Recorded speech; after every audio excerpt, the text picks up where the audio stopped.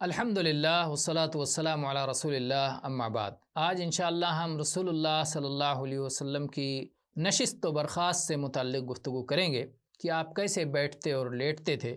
اس سلسلے میں عباد ابن تمیم اپنے چچا سے روایت کرتے ہیں کہ انہوں نے نبی صلی اللہ علیہ وسلم کو مسجد میں چت لیٹے ہوئے دیکھا کہ آپ اپنے ایک پیر کو دوسرے پیر پر رکھے ہوئے تھے۔ یہ حدیث صحیح بخاری میں 5929 نمبر پر اور صحیح مسلم میں 2100 نمبر پر ہے۔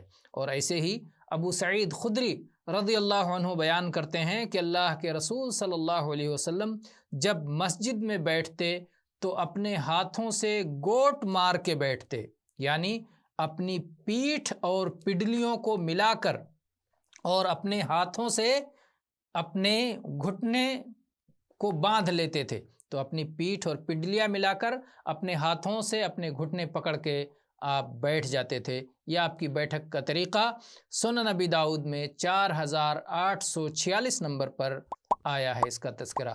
اور یہ ساری باتیں ہم آپ کو پہلے ذکر کر چکے ہیں کہ یہ سلسلہ شمائل محمدی کا امام ترمذی رحمہ اللہ کی کتاب سے ہے، جس کی تحقیق اور اختصار علامہ البانی رحمہ اللہ نے کیا ہے۔ واللہ تعالی عالم والحمد للہ رب العالمین وصلی اللہ علی نبینا وسلم۔